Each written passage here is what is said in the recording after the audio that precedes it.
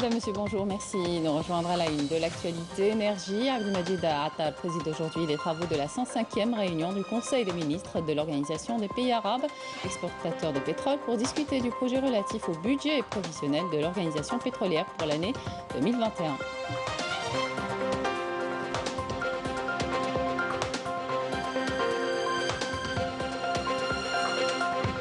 Le dossier du Sahara occidental à la une de l'actualité. Le ministre de la Communication, porte-parole du gouvernement, Ahmad Belhimra, a affirmé que le choix de la normalisation des relations avec l'entité sioniste moyennant l'occupation du Sahara occidental était un choix stérile face à la volonté invincible des peuples.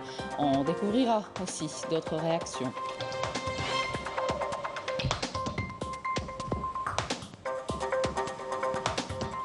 Une visite guidée dans ce journal au site mégalithique de Smaïra, où tombeau funéraire préhistorique et proto-historique que l'homme a érigé, qui atteste du degré civilisationnel en matière d'architecture. Et puis du sport à la fin de cette édition avec le résumé de la 3e journée de la Ligue 1, journée jouée vendredi et samedi.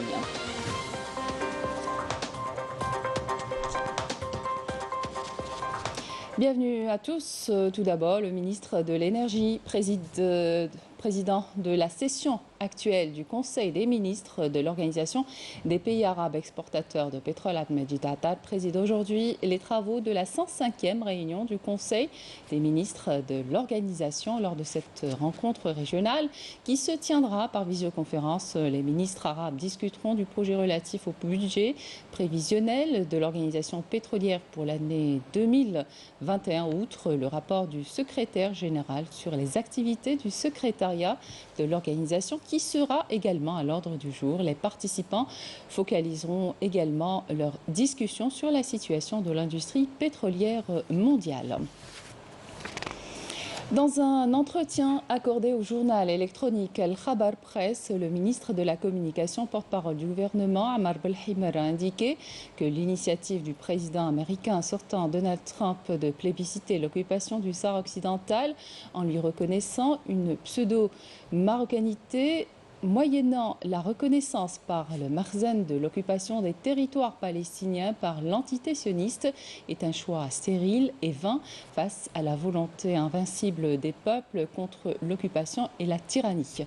Concernant l'ouverture par les Émirats arabes unis d'un consulat à l'Aïoun occupé, le ministre a déclaré que l'Algérie ne s'ingère pas dans les affaires internes des pays. C'est là une position de principe, mais par principe aussi, l'Algérie ne cessera d'apporter son soutien aux droits des peuples à l'autodétermination, la cause sahraoui étant une question de décolonisation et la République arabe sahraoui démocratique étant membre fondateur de l'Union africaine. De ce fait, les villes sahraouies, dont l'Aïoun, sont des villes occupées par le Royaume du Maroc. Par ailleurs, le ministre a fait savoir que les acquis par lesquels la nouvelle constitution a consolidé la liberté de la presse, y compris la presse électronique, constitue une concrétisation du projet du président de la République visant à asseoir les fondements d'une nouvelle réalité médiatique basée sur le professionnalisme, le pluralisme, la numérisation et la créativité. À une question sur le décret exécutif fixant les modalités d'exercice de l'activité d'information en ligne et la diffusion de mise au point ou de rectification sur le site électronique, Belhimra a révélé que le ministère de la Communication œuvre dans le cadre de ses prérogatives à finaliser les textes réglementaires autorisant les opérations d'hébergement, citant l'élaboration d'un projet d'arrêté portant lancement d'un appel à candidature pour l'octroi d'autorisation de création de services de diffusion télévisuelle thématique. Il a estimé que cette opération contribuera au renforcement des 3 textes réglementaires déjà existants relatifs à la loi sur l'audiovisuel sous forme de décret exécutif. Les derniers développements enregistrés au Sahara occidental et leurs retombées suite à l'attaque militaire du Maroc contre la zone tampon d'El Guerguerat ont été au cœur d'une journée d'études organisée hier à l'Institut national d'études de stratégie globale. Les participants à cette journée ont souligné l'impératif pour l'ONU d'assumer pleinement ses responsabilités envers le peuple sahraoui, de garantir toutes les conditions favorables à la tenue d'un référendum sur l'autodétermination. Amel Bouarba. L'agression marocaine du 13 novembre dernier à El Gargarat a constitué une violation de l'accord de cessez-le-feu de 1991 et une atteinte flagrante de la légalité internationale, une situation qui menace la stabilité de toute la région. Le problème du Sahara est un problème actuel, est un problème qui menace la sécurité de la région et qui, dans le même temps, en appelle à la conscience des gens. L'Algérie, elle, a déjà exprimé ce qu'elle pense du problème parce que l'Algérie a constamment, même pendant la guerre de libération, agi sur la base des principes. Ce n'est pas pour rien que l'on formait déjà des combattants africains alors que nous-mêmes nous étions encore en train de combattre pour le libre. Donc je pense que l'affaire du Sahara, par-delà des problèmes de droit et le droit à l'autodétermination, puisque seuls les peuples peuvent déterminer de leur avenir, il y a aussi les prolongements de cette affaire qui peuvent être une menace sérieuse, pas seulement pour les pays entourant le Sahara, mais pour l'ensemble du continent africain, voire même pour la Méditerranée.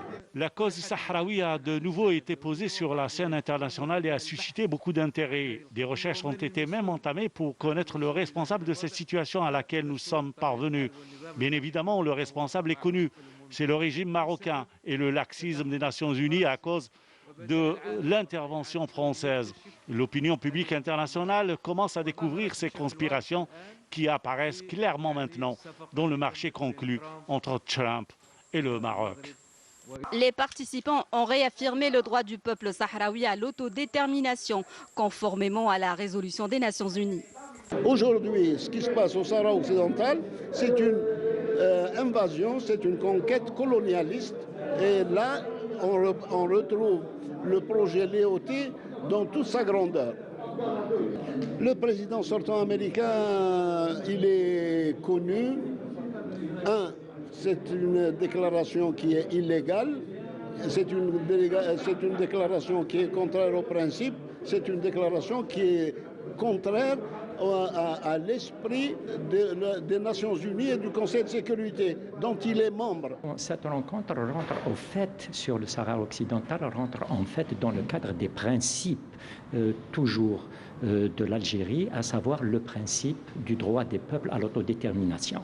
Et le problème effectivement qui existe, c'est un problème entre un pays de l'Union africaine qui est le Sahara occidental et le Maroc. Cette journée a été également marquée par plusieurs interventions axées notamment sur l'ouverture des consulats au Sahara occidental, leur implication politique et leur impact sur le processus de règlement du conflit, ainsi que la présentation d'un ouvrage sur la question sahraoui. Alors pour décortiquer cette situation, nous avons pu joindre par téléphone Abdelrahim El-Mernissi, un ancien militaire marocain qui revient sur la situation actuelle au Sahara occidental et sur la normalisation des relations entre le Maroc et l'entité sioniste. On l'écoute.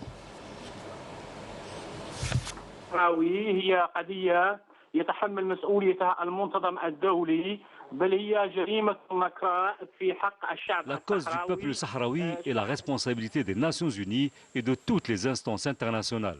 C'est un crime abject commis contre le peuple sahraoui qui endure les affres du colonialisme depuis près de 46 ans. Il faut savoir que le peuple sahraoui est privé de son droit à l'autodétermination. La dernière agression marocaine à son encontre est un crime impardonnable. Il est temps maintenant que ce peuple meurtri s'exprime dans le cadre de la légitimité internationale. Il faut qu'il poursuive sa lutte légitime pour récupérer sa souveraineté sur ces terres violées par le colonisateur marocain, pour l'avenir de ses enfants et les générations futures, et au nom de ceux qui sont morts, ceux qui ont disparu ou ceux qui ont été arrêtés en défendant cette cause juste. C'est d'ailleurs le moment ou jamais pour que le peuple sahraoui réclame ses droits. L'Union africaine doit également avoir son mot à dire concernant la situation actuelle, tout comme le Conseil de sécurité de l'ONU ainsi que les pays membres des Nations Unies. Ces instances doivent soutenir l'autodétermination du peuple sahraoui reconnu par le droit international. La normalisation avec l'entité sioniste n'est pas une surprise, c'est un secret de polichinelle. Cette annonce n'est qu'une diversion pour détourner l'attention de l'opinion internationale de la vraie crise. Pour moi, le tweet du président américain sortant n'a aucune valeur. Un président qui ne représente plus son peuple, l'État américain, le Sénat ou encore moins la Constitution américaine.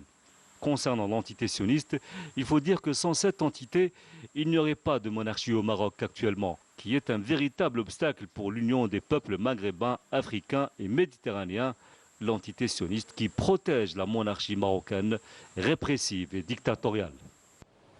La situation au Sahara occidental a suscité, vous le savez, depuis des semaines plusieurs réactions.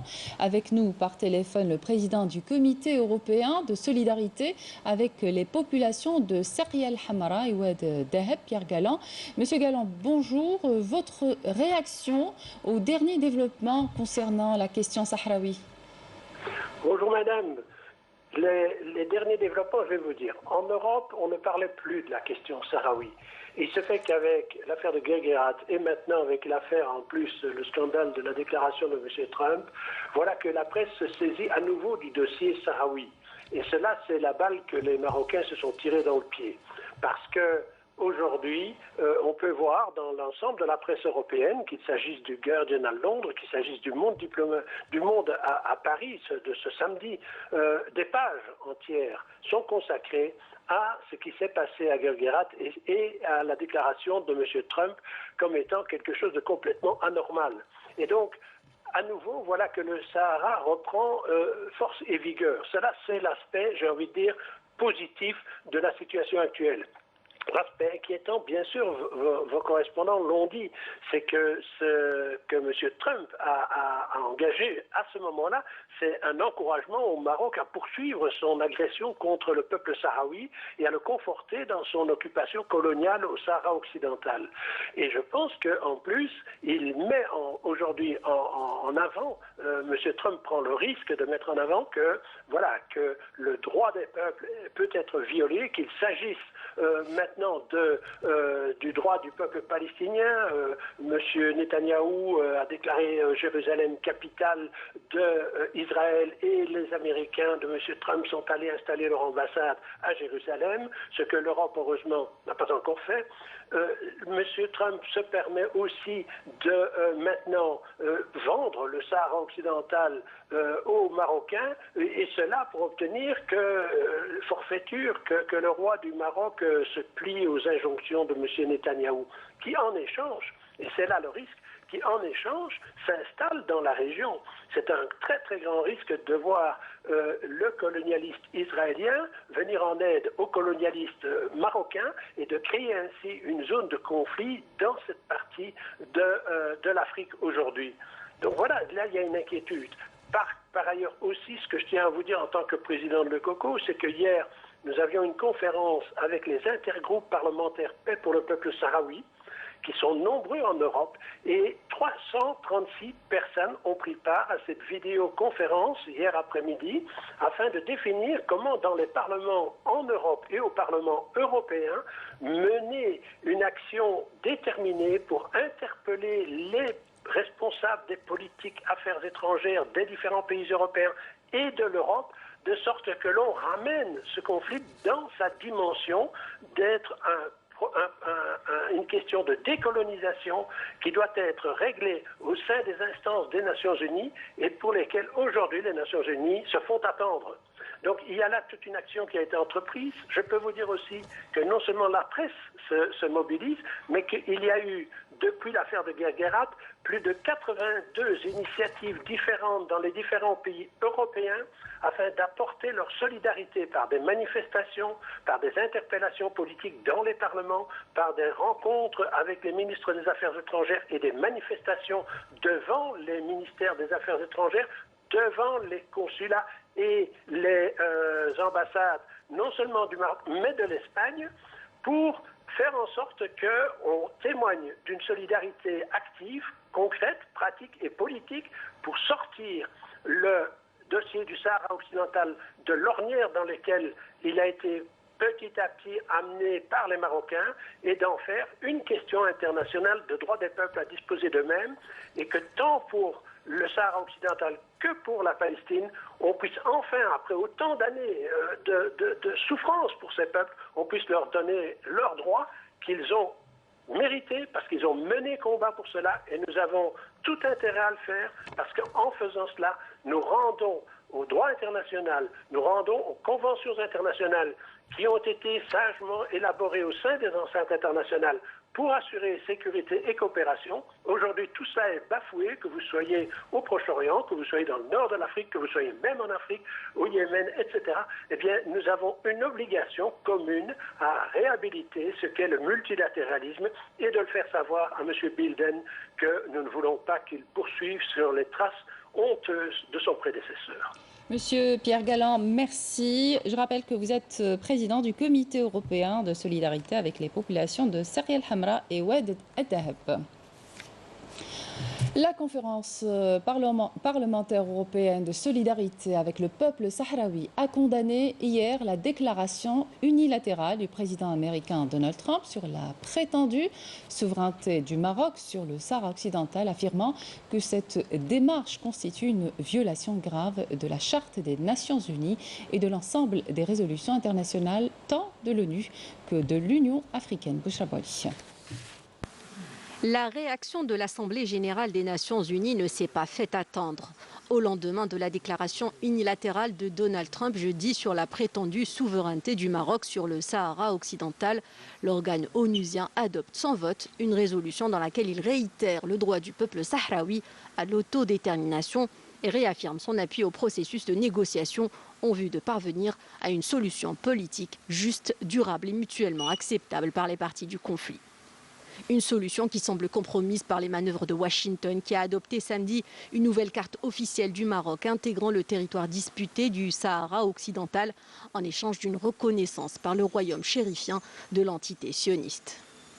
Un deal fustigé par la conférence interparlementaire européenne de solidarité avec le peuple sahraoui, laquelle a vivement condamné samedi la déclaration unilatérale de Donald Trump, affirmant que le Sahara occidental n'est pas à vendre et ne peut être l'objet d'un quelconque marchandage.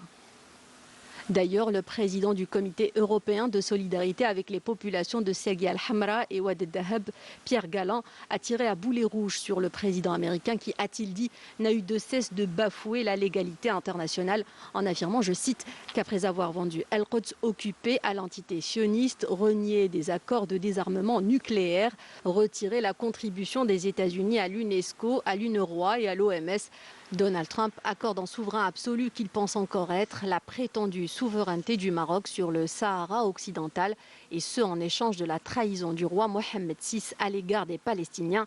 Fin de citation.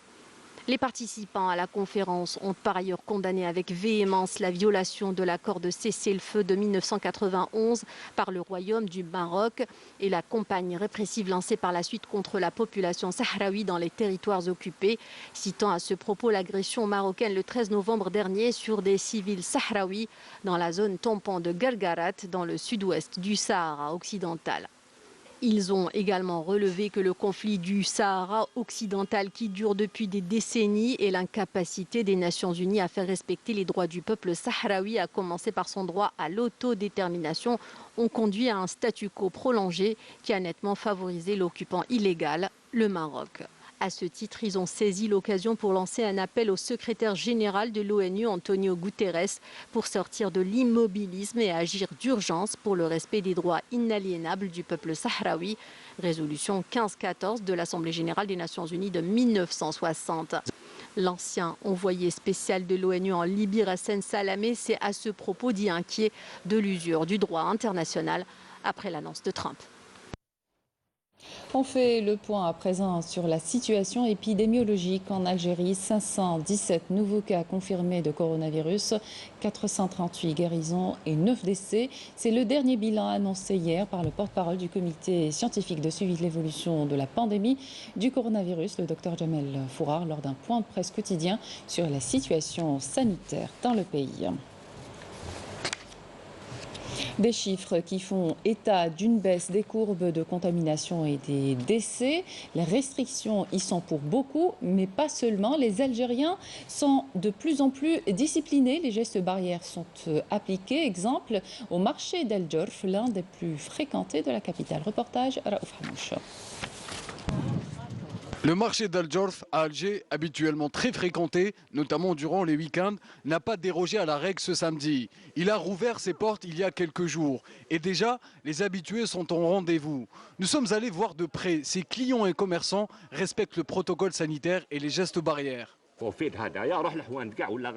La majorité des commerces ici respectent le protocole sanitaire, y compris les clients.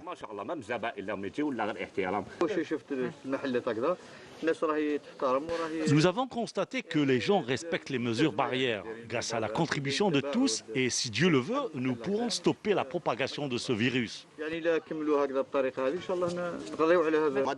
Comme vous le voyez, tout le monde respecte les mesures barrières. Il y a une minorité qui ne respecte pas les mesures de prévention. Quant à nous, on les applique à la lettre. Nous ne voulons pas qu'à travers certains comportements irresponsables faire l'objet encore une fois de la fermeture de nos commerces. Et justement, certains font encore de la résistance. Et ce sont toujours les mêmes excuses qui reviennent.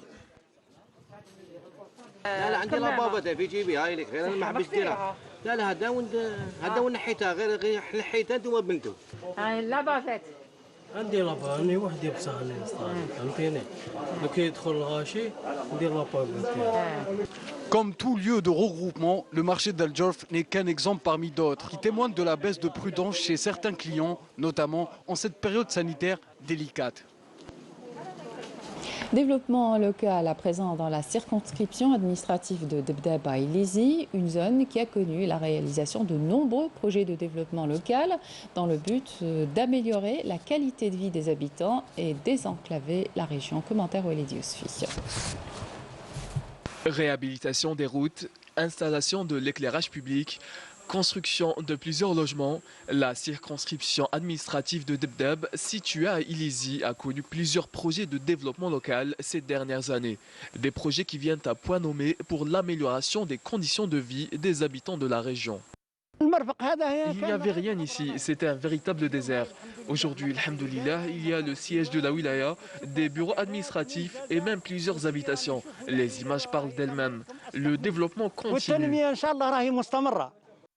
La distance entre la wilaya et Debdeb est d'à peu près 500 km. À présent, toutes les installations ici sont des structures relevant de la circonscription administrative de Debdeb.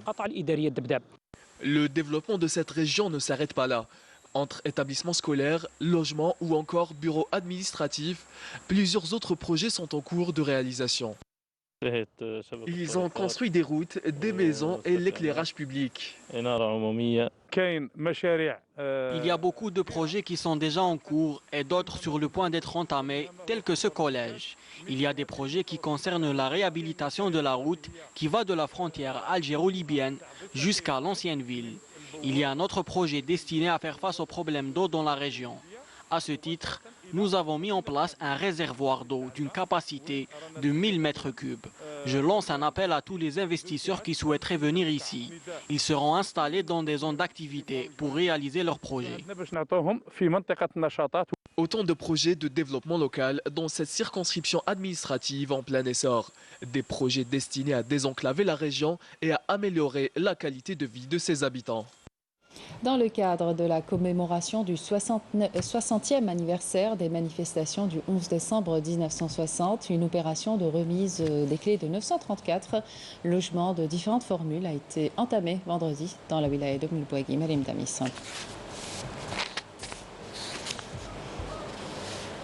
20 ans pour certains. Aujourd'hui, c'est la grande joie pour les bénéficiaires de logements à Oum el-Bouari. C'est au siège de l'Assemblée populaire de la wilaya que s'est tenue la cérémonie de remise des clés de 934 logements de différentes formules. J'attendais ce logement depuis 2000. Nous avons vécu des moments difficiles, mais aujourd'hui, alhamdoulilah, notre joie est grande. J'attendais ce logement depuis 2013. C'est un rêve qui est devenu réalité. Oui, c'est des larmes de joie. Mes enfants ont beaucoup souffert. Ce logement est pour eux. Ils seront en sécurité. Grâce à la dynamique que connaît le secteur de l'habitat dans la wilaya d'Oum el-Bouaki, plusieurs projets de logements toutes formules confondues ont été réalisés et distribués aux bénéficiaires. Nous avons procédé à l'attribution de 344 logements publics locatifs, 500 logements ADL à Bouaghi. Nous avons également distribué 539 attestations d'attribution d'aide à la construction dans la commune de Fkirina. En effet, d'importants projets de réalisation de programmes de logement vont bientôt être concrétisés dans cette wilaya. Nous avons procédé à la pose de la première pierre du projet de réalisation de 220 logements publics locatifs. Et dans les prochains jours, nous allons désigner l'entrepreneur pour entamer les travaux. Des projets qui devraient contribuer à la résorption de la crise de logement en Bouaki. L'actualité à l'étranger, en France d'abord, nouvelle journée de manifestation contre une loi controversée sur la sécurité. Des milliers de personnes défilaient hier samedi pour la 3e semaine consécutive dans les rues de Paris et de plusieurs villes de France pour dénoncer une proposition de loi sur la sécurité qu'ils considèrent comme liberticide. L'Union européenne et le Royaume-Uni se prononcent ce dimanche sur le sort de leur épineuse négociation post-Brexit, soit pour acter d'un échec aux lourdes conséquences, soit pour juger qu'un accord est encore possible à seulement 20 jours de la rupture définitive. Les Américains commenceront à être vaccinés ce lundi contre le Covid-19 dans la foulée de l'arrivée le même jour aux États-Unis des premiers lots de vaccination Pfizer-BioNTech. Cette première phase concerne environ 3 millions de personnes. Les États-Unis sont le pays le plus endeuillé au monde avec 297 697 morts et plus de 16 millions de cas. On revient en Algérie et direction Tindouf. Je vous propose de visiter le site mégalithique de Smaïra, ou tombeau funéraire préhistorique et protohistorique que l'homme a érigé, qui atteste du degré civilisationnel en matière d'architecture. Rahima Abdelaziz.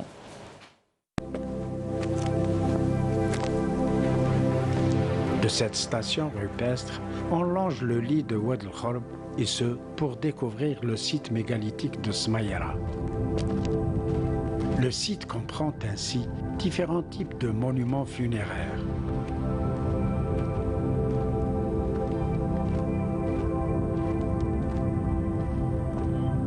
Les tombeaux se distinguent les uns des autres par leur architecture et aussi par leur taille.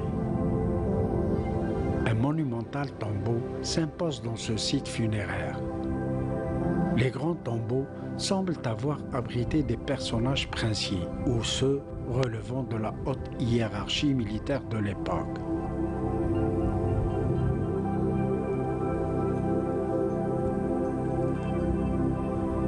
Les petits ou moyens tombeaux ressemblent quant à eux à ceux existant le long de Oued Awint Bellagra, à Rarj Bilet, au profond sud-ouest de Tindouf.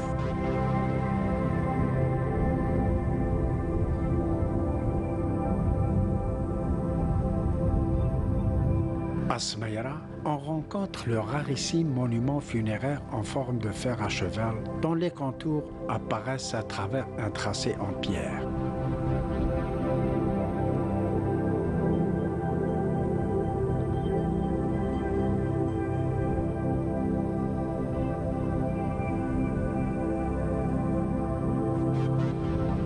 D'autres tumulus existent aussi le long de Oued el-Khorb.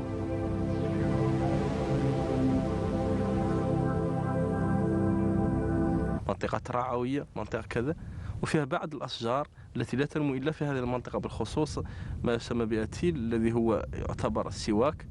كذلك منطقة أخرى بجانبها هي فقط نموذج بسيط لمنطقة مطوابع، لكن بمسقر إن صح التعبير. Dans ce vaste milieu aride, Oued el-Khorb constitue aussi un biotope d'une riche biodiversité floristique. Sport, pour terminer cette édition, 7 nuls ont été enregistrés lors de la 3e journée de Ligue 1 jouée vendredi et samedi, journée qui a vu l'entente de Sétif enregistrer un autre succès hors de ses bases. Mokhtar Rahmani. Avec 2 victoires en déplacement et un nul à domicile, l'entente de Sétif est l'équipe la plus en forme de ce début de saison. Un succès cette fois-ci chez l'USM Bel Abbas, Une formation en pleine crise qui n'a engrangé qu'un seul point en 3 matchs. 2 buts signés Gacha 14e minute et Louafi 59e ont suffi au bonheur des Sétifiens, seul leader avec 7 points au compteur.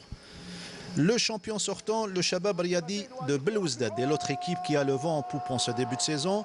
Après une bonne entame de la compétition africaine, est allé cette fois-ci dicter sa loi à Tizi Ouzou en signant un beau triplé de 3-0 face à la JS Kabylie. Belhoul, 25e minute, Serioud, 30e et Tapti, 69e, ont été les buteurs du Shabab dans ce qui devait constituer l'affiche de la 3e journée. À Alger, le premier derby algérois de la saison entre le Paradou Athletic Club et le Mouloudia d'Alger a par contre tenu toutes ses promesses, un but partout. Bouzouk, 20e minute pour le Paradou Athletic Club et Frioui, 91e pour remettre les pendules à l'heure. L'autre Mouloudia, Saldoran, a connu la même aventure en allant imposer le nul d'un but partout à Médéa face à l'Olympique local, alors que le 0-0 a caractérisé les autres rencontres de la 3e journée.